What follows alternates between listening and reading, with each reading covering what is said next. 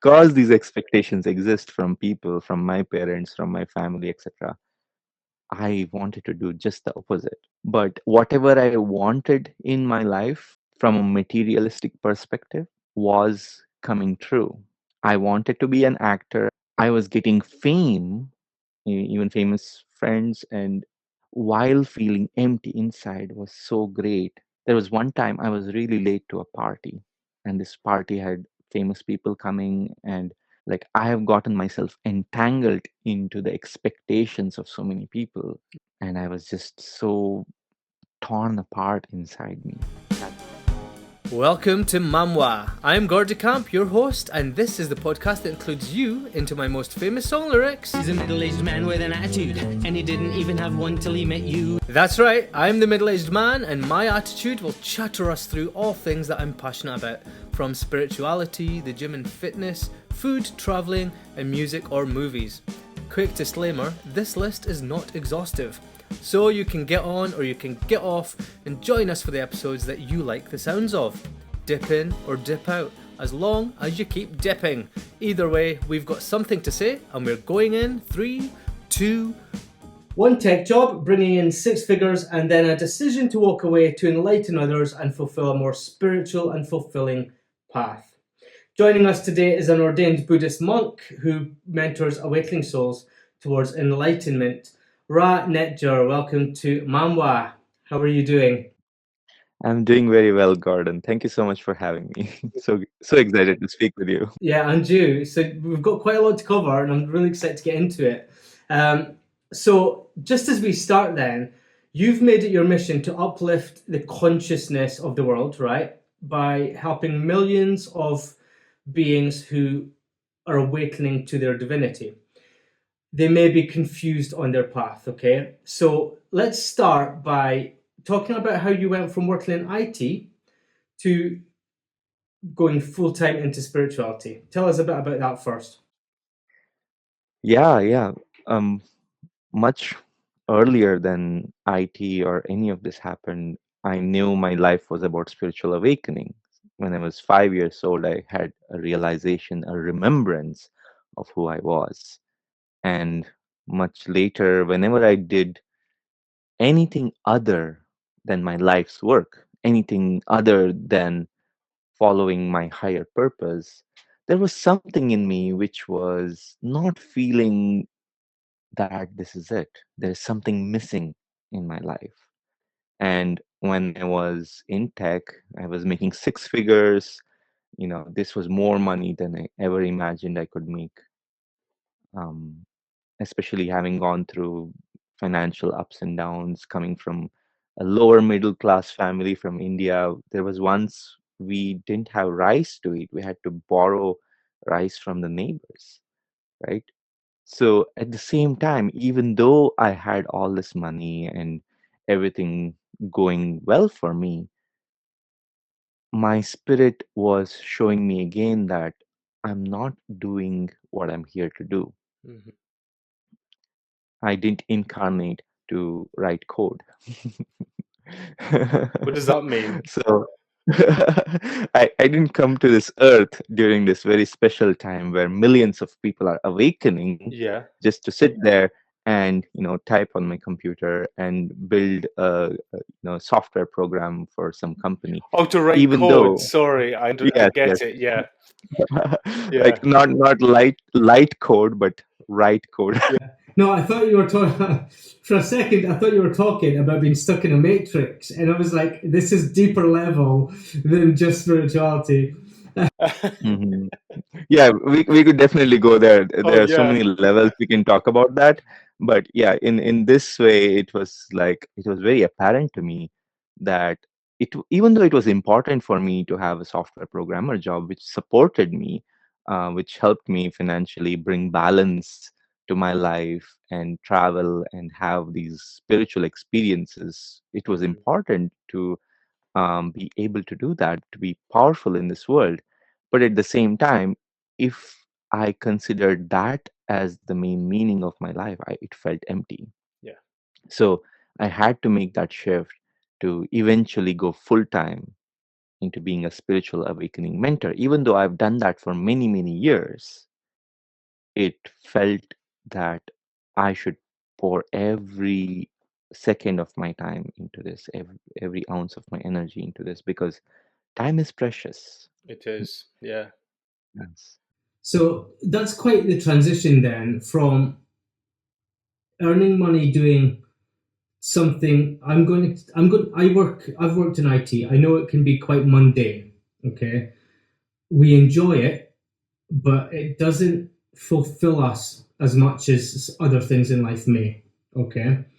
And it can be passionate, but it's not necessarily enlightening. Okay. So you quit a six-figure tech job and then decided to devote all your time into uplifting the consciousness, I'm going to say, of the world, um, because it couldn't wait any longer. So you've said time's precious, which it is, we know it is.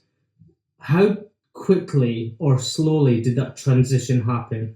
Did you do it immediately, or did you kind of wean yourself out of the world of work into earning money doing something that helps the whole world? So I've been a healer since my childhood. I've worked with energy Mm-hmm. for so long, and Okay. I've done so many other things like acting, photography. And even when I was doing all those things, something in me was telling me that I should be a spiritual teacher. And it was not the right time yet due to whatever other reasons or reasons I made up for myself, excuses, right? But there was something that was pulling me, so it was a long time coming. But when it happened, I was in a job with a very good manager. The work life balance was very good, and at the same time, even with everything going for me, I have health insurance and this and that, everything. Something said, if I don't do my life's work, it doesn't have any meaning. Having all that felt like it's completely empty. Yeah. So and life was showing me this in all these different ways, and I was seeing all the signs, but I kept ignoring it because there was also a part of me which was like, oh, this money will support me, this will help me do all these things. So it took me a little while to get this message from life, but it all happens with divine timing, right? It's all okay, because some part of us also has to realize this at a deeper level, subconsciously. But when I went back to India, um, to visit, I was in my favorite place called Tiruvannamalai. This is the place of a saint called Ramana Maharshi, a teacher of Advaita Vedanta, who created this new resurgence in Advaita Vedanta, non-duality. You see a lot of teachers now, including Muji and other famous teachers like Gangaji, all go back to the lineage of Ramana Maharshi. And I was at this place, and I held a teaching. I was teaching even then I was teaching, but I held a teaching there during a significant time of the full moon, in which at that teaching, somehow I saw that this full moon represents me going full time, putting my full self into this work. And that was it. That's when I made my decision in my heart. And I was seeing, like, I was feeling more and more disconnected from my job. And it came to an ultimatum that I would have to choose to stay in India and do this work, or I have to come back to USA and do this job. So I just said, I'm going to commit to this. um, then also what happened was, life does so many things. Like, my father left his body during this time when I made this decision. And it was very sudden and unexpected. But even with my family becoming dependent on me, my father was the sole breadwinner for my mother and my brother. even with all the financial difficulties that the organization had, and a lot of different difficult things happened, but I had to commit myself to this decision and go all in on it, even with all the uncertainty that came up. But that's sometimes how life works, right? And you gotta be brave and commit to it. Mhm. And it can be really scary sometimes when that step is it's a step into the unknown, isn't it? But doing that, it's sometimes you just have to take a deep breath and just go with it. And I love that, but it scares me at the same time. So you mentioned, I was going to ask this later on, but you've mentioned it. So you mentioned non-duality. What is that? How does that play a part in spirituality? Yeah, so you may have heard ph- philosophical sayings like we are all one, or we are not separate from God.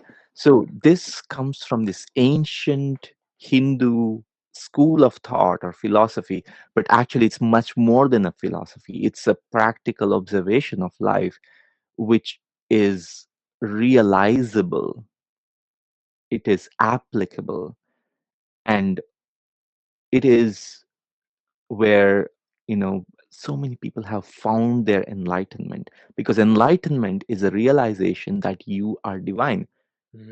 There is no duality between you and God. That is duality, right? I and God are different. I and you are separate. I and this universe is separate. This is the mindset of duality.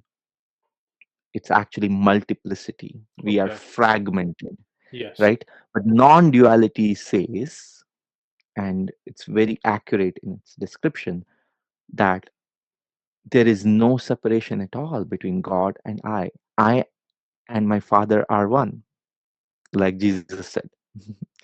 Right? The kingdom of God is within, like Jesus said. Right?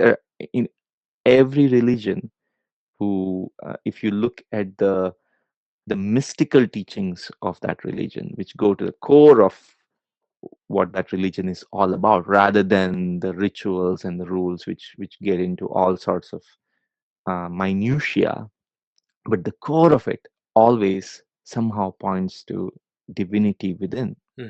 And Sufism is all about that. That's the mystic side of Islam. Mystic Christianity is all about that, right? Like Saint John of the Cross, who also talks about the dark night of the soul. He talks about how the dark night of the soul is actually a purification of the soul, a purgatory period, so that you can become one with God in your heart. And non duality is really how reality is. You are in this moment one with God, whether you realize it or not.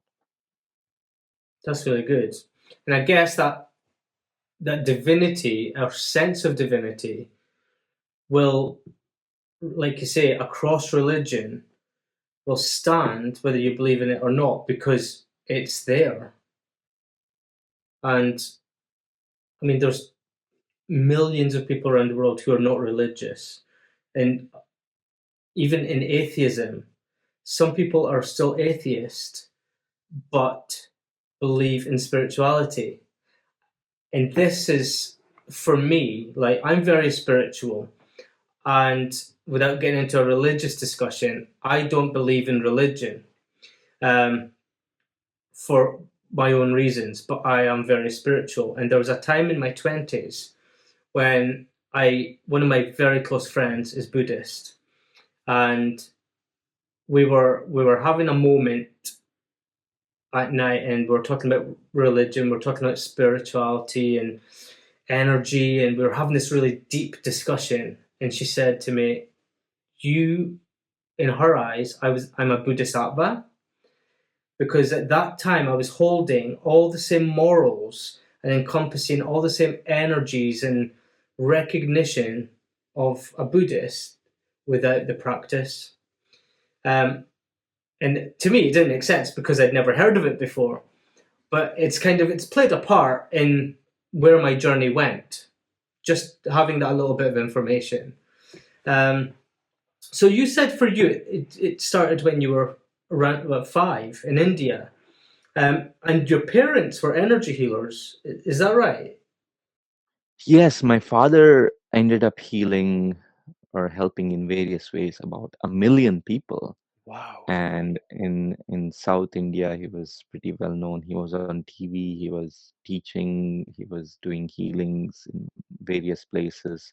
So for me, it was really normal in my childhood to hear about all these miraculous things that would happen, people getting cured of all sorts of things. And you know, I started seeing auras and chakras and energy when I was very little, and I thought it was how everybody else saw the world. Um, and I realized when I realized that others didn't, I was really surprised. Um, but yes, I'm so fortunate to have grown up in such a very supportive environment for my awakening. And so, being that young, did it? Did you understand at that age, or was it all just so normal because your parents were spiritual energy healers? I had an intuitive understanding, Okay. and because that was the environment that I grew up in, that was for me very normal, right? And it's really about your environment. If you grow up in a place, in a community where everybody loves each other, everybody is supportive of each other, and if you come out into the world and see that it's not the case, you're like, oh, there's something wrong with the world. Right? But if you know grow up in what is the mainstream, then this feels very special. So for me, it was very normal at that time. I would communicate with ascended masters. I was able to see beings of light, and beings who would come to help my father during the healing sessions.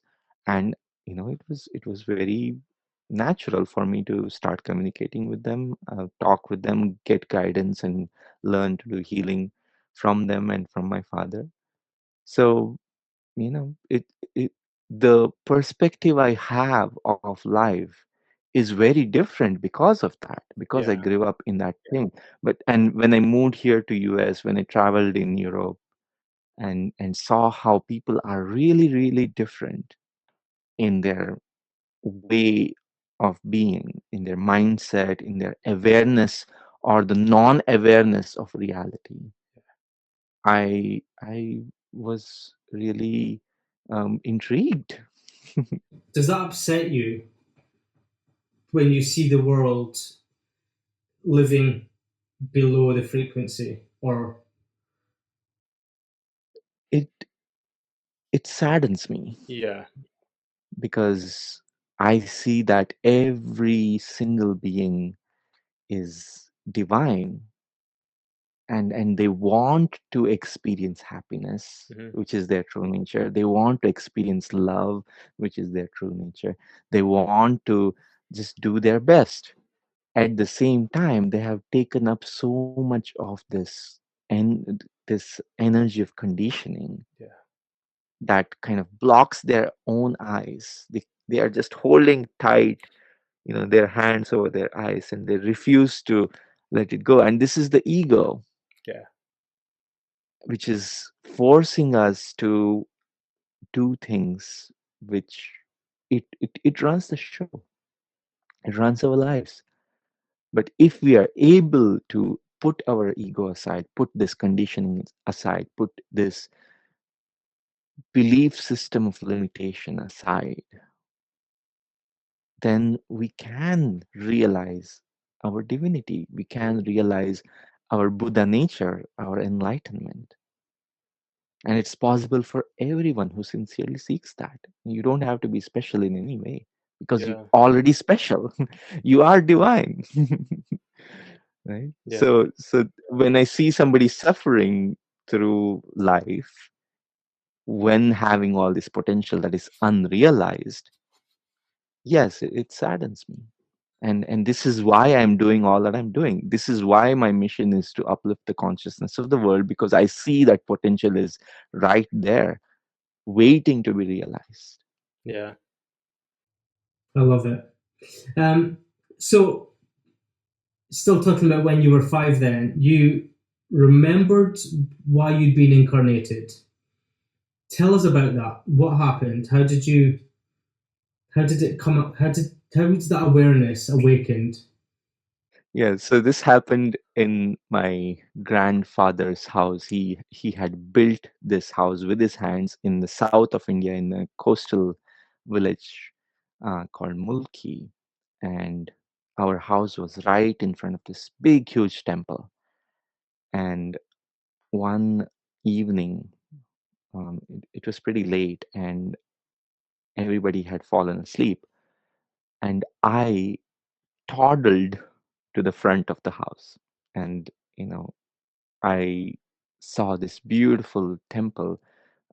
We had these huge windows on the porch where we could see the temple. And standing there, something in me woke up, and I felt so emotional, and I started seeing flashes of my past lives. And I also remembered that I had wasted many lifetimes. I had come to this earth with this decision, as a soul, to realize myself and help others to follow the higher purpose. But I had forgotten that, Mhm. and I had gotten pulled into all this minutia, and did whatever normal people do, which is not realizing their potential. So this time I felt so strongly that I don't want to wait anymore. And I started crying to Divine Mother. My relationship was with God since that time was Divine Mother. So I was crying, Mother, I don't want to forget one more time. I don't want to wait anymore. Please, I want to start now. Give me my higher purpose. Give me my mission. I want to do it. And I cried and I saw this was happening. But of course, in my teenagers, again, I forgot everything. I became almost an atheist, even with all this upbringing and Yeah. learning Sanskrit and, you know, the best environment for me to grow up. Even with all that, I became very repulsed by anything that has to do with God. And I immersed myself in gaming. I used to play Counter Strike like crazy. I had a team. We won championships. I was captain, and we were like, I'm gonna go become a professional gamer in my teenagers. And that's when I got the wake up call again. So, what prompted? Can you just explain what Divine Mother is for God? Because a lot of people might not understand why God would be Divine Mother. What does that mean? Yes, there are so many ways you can relate with God, Okay. and in the prevalent ways, God is usually considered as this white bearded man up in the clouds, right? But for me, since my childhood, the feminine aspect of God is what I connected with a lot. My mother used to worship the Devi aspects of God, which is like the goddess, right? The many forms of the goddess, and she would sing devotional songs to the goddess. And that really resonated with me so much more because, oh, she's my mother. And it's so much easier for a child to connect with God as the mother, That right? makes And sense. you know, and there are other ways you can, of course, connect with God. You can connect with God as your father, which is also, very accurate, because God is all of that. God is not in a certain, you cannot kind of put a label on God and say, God is like this and God is like that. But the way you connect with God, which is right for you to develop a deeper relationship, that is important. So for me, when I cried, Divine Mother, mm, mm, or this way of being really held by God, surrendering to God, like you would, depend on your mother when you were a child. And that really helped me open up. And even later in my life, I did that. Um, my mother had this song um, from another saint called Ramakrishna, where he said, "If you really cry to your mother, won't she show up? Won't she give you what you need? She's your mother. She cannot not show up." So even later in life, I cried for hours and hours. When I was looking for God, I cried to Divine Mother, and she showed up as different emanations of the goddess. That's great. That's great. So when you became a teenager then and separated from that, was that the time when you went through depression and found a darker side, or did that happen? No, that was a time when I was just being a teenager, when wanted to rebel against everything, and I was excited by things which were new to me, because all my life I was, hanging out with all sorts of spiritual things happening around me. But when I got into something like gaming, which really fascinated me, and building a team around that, and meeting new people and kind of achieving something, that was also my way of rebelling, because my father being a guru, being famous, also meant that people had a lot of expectations from me as the guru's son. Oh, what is he going to do? What is he learning? And I was like, I don't want to fulfill any of these expectations, Yeah. because these expectations exist from people, from my parents, from my family, etc. I wanted to do just the opposite. And this is when, life gave me a wake up call. I did go through suffering because of this, because I was so involved in gaming that I didn't do anything with my studies, even though before that I was a first rank student in my class, and I did really, really well in studies. I failed three of my main exams, and I you know lost an entire year to this. And my parents sent me to study with an uncle who was really good at studies. And that's when I discovered this book through him. He was reading, even as he was teaching me math, physics, and chemistry, he was reading this really fat book. And every paragraph that he read, he would just contemplate it so deeply, and he would look out into the blue and just kind of like think about it for an hour. I was really so fascinated. Like, what the heck are you reading? I want to know. Forget about math, chemistry, and physics for a while. Tell me about that. So he explained to me from this book what is Maya, which is the concept that everything is an illusion. This world is an illusion, like a dream. He asked me questions like, what if all of this existed just as it is, but just what is here in between your ears? This did not exist. Would all of this even exist at that point? So these kind of questions so fascinated me that it reignited that flame that was dormant in me. Mhm. That wake up call started my search, my thirst for awakening again. So I started reading voraciously. I started this book called Autobiography of a Yogi by Paramahamsa Yogananda. It fascinated me so much that I couldn't put that book down. I started looking for a teacher, an enlightened teacher, because I knew from that book, without an enlightened teacher mentoring me, I could not find my truth. because this world is so full of distractions and all sorts of things. It's really hard to do DIY this. It is, yeah. So was that around the time when you were looking at the law of attraction as well? Because I think you looked into law of attraction, didn't you? Did that happen at the same time? No, that was much later. Okay. Yeah, yeah.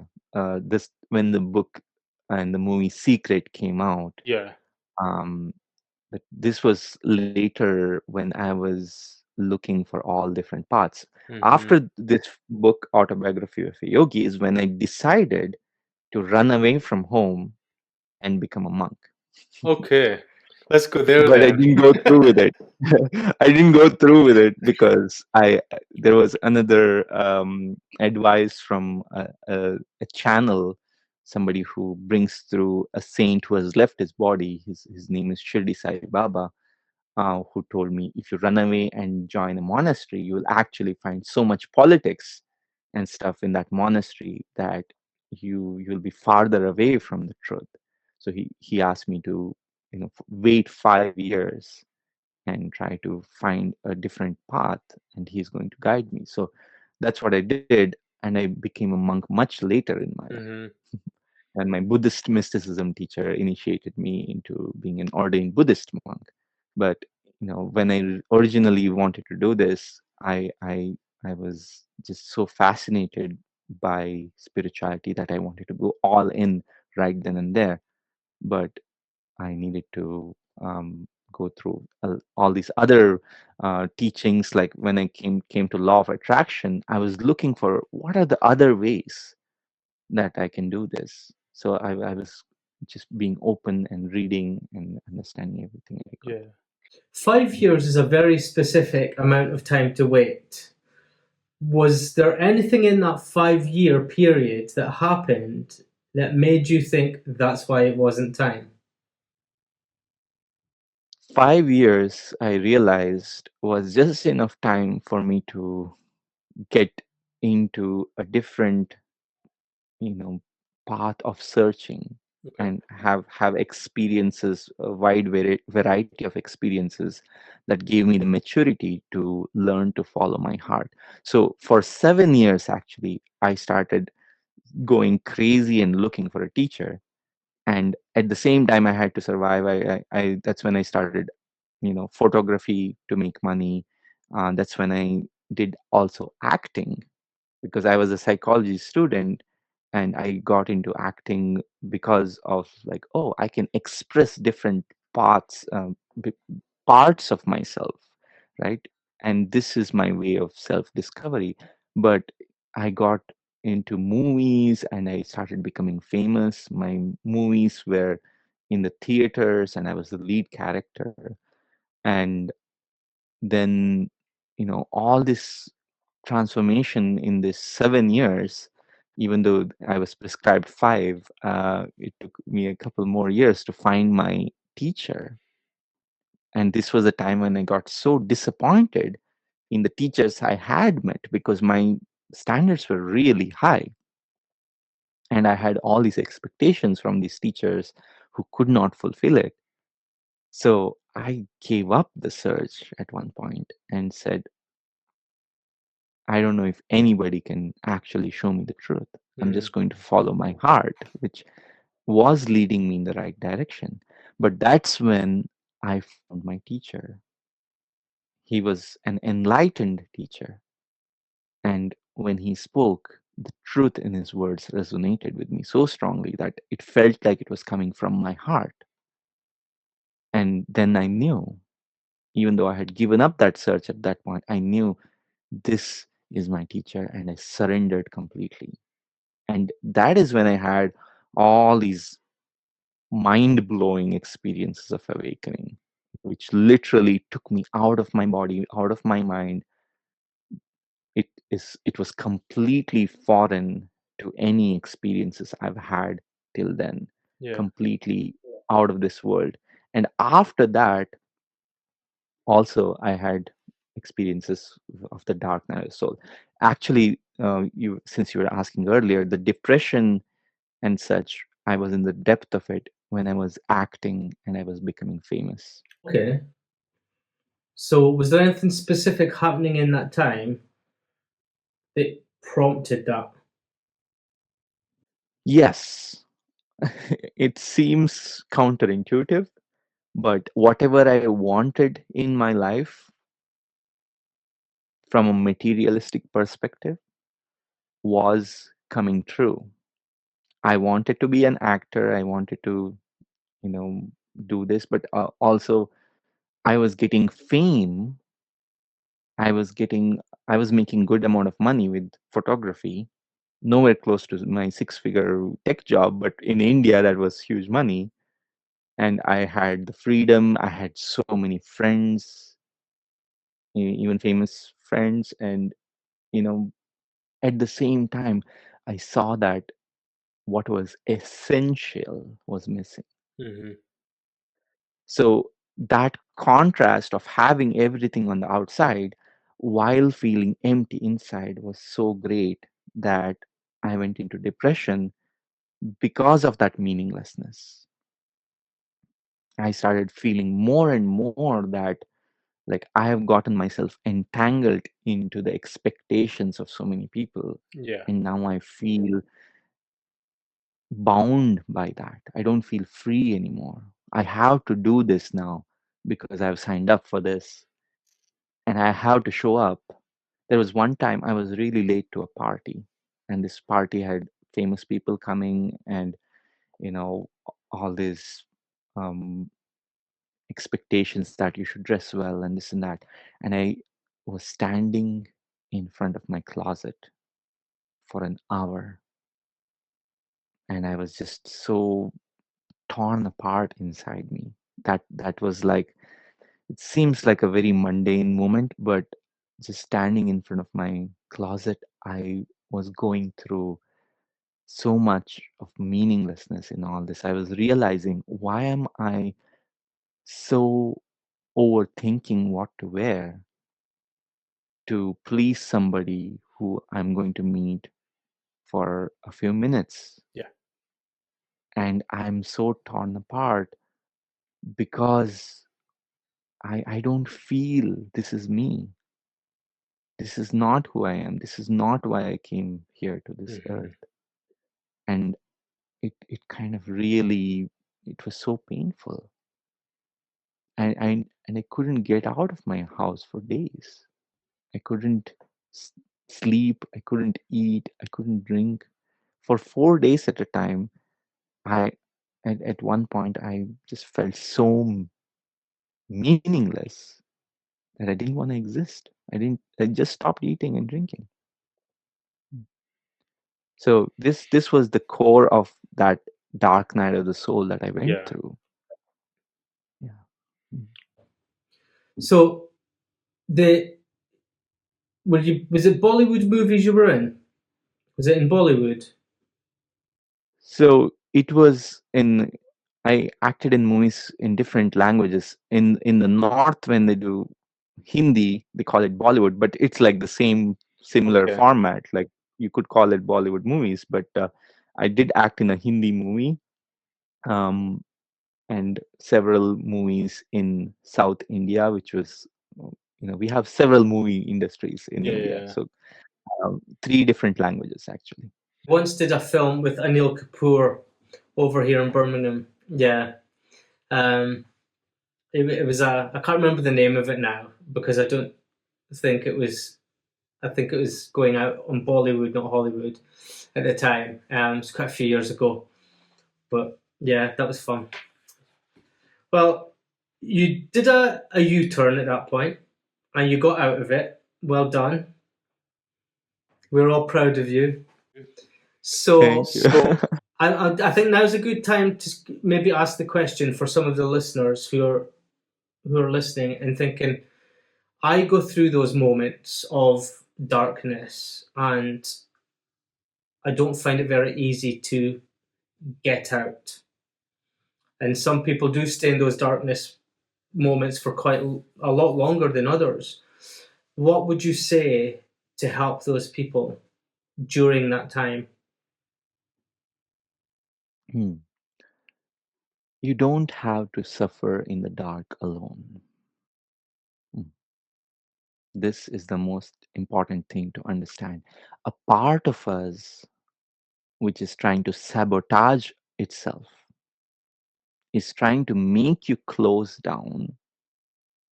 It's trying to make you refuse any help from outside. It's trying to tell you that you have to do this by yourself. Don't listen to that part. That is self-sabotage. Learn to open yourself up. The best thing you can do for yourself at this time, from my own experience and seeing so many people who were suffering in this, what helped them get out is find an enlightened mentor. Find somebody who can understand where you are at. Even when you are in the dark, they can see what's happening around you and they can guide you one step at a time or walk with you even better. Mm. And it can be so much easier. It can be joyful to have such support. And then you see that there is actually nothing that can hold you back except yourself. Except yourself. That's good. There's support for everyone Yeah. at all times. Just need to find it.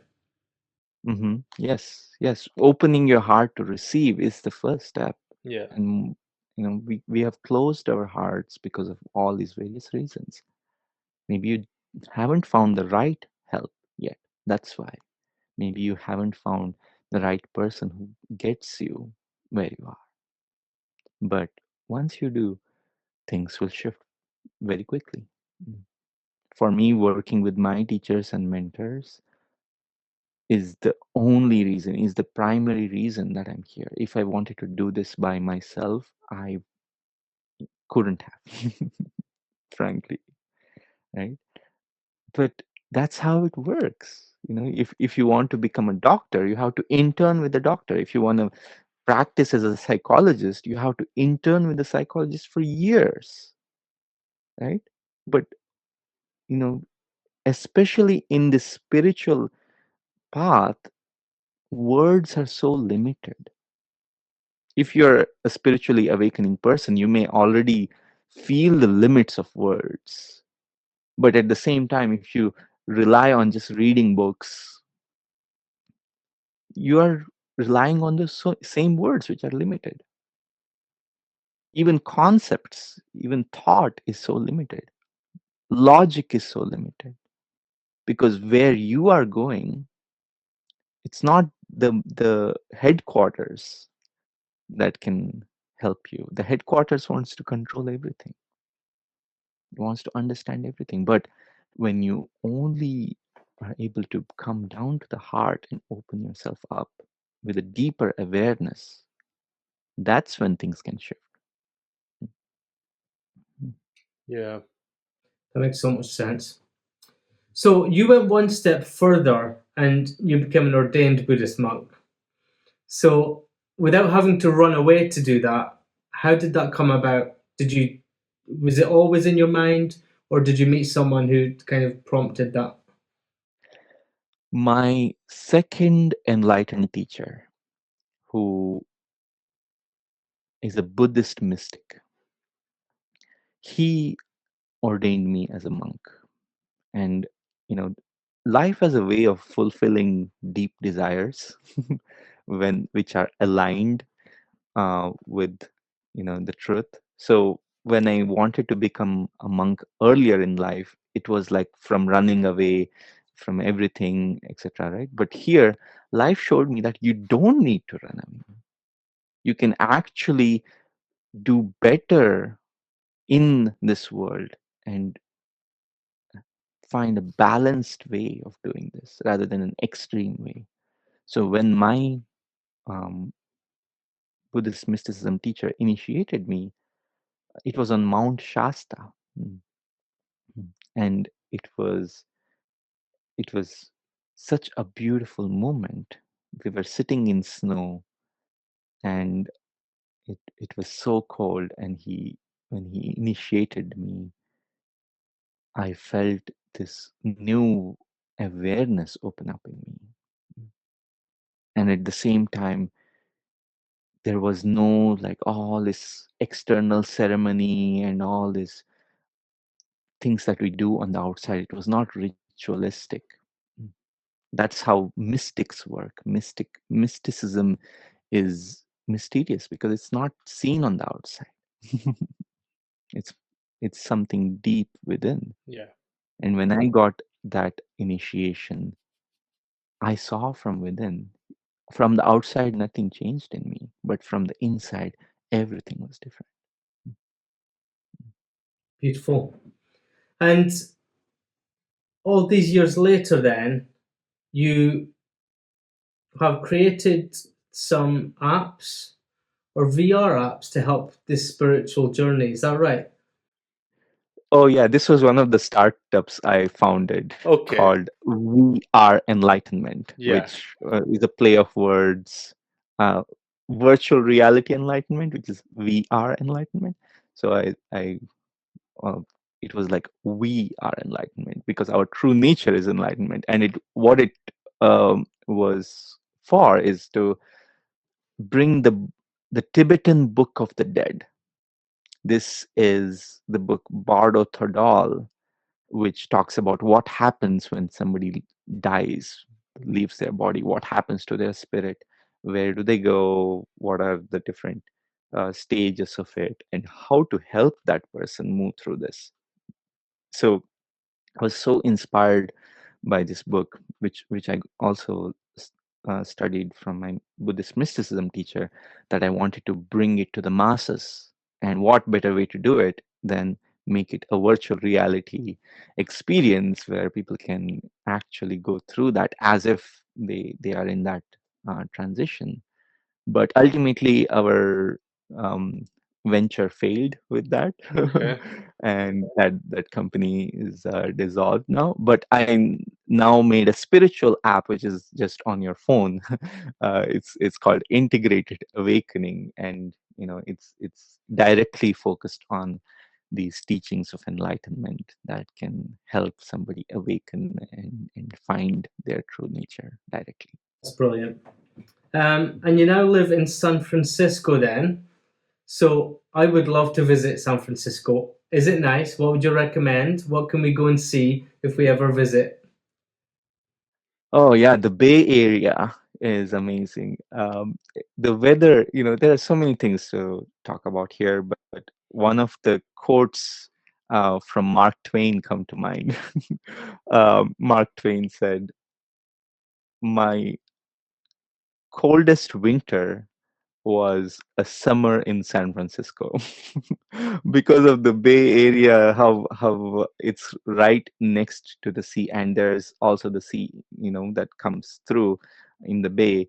Um, what happens is that when it's summer and it's hot, all the air that is rising from the mainland actually pulls in the cold from the ocean, Okay. and the mist from the ocean, and it becomes really foggy.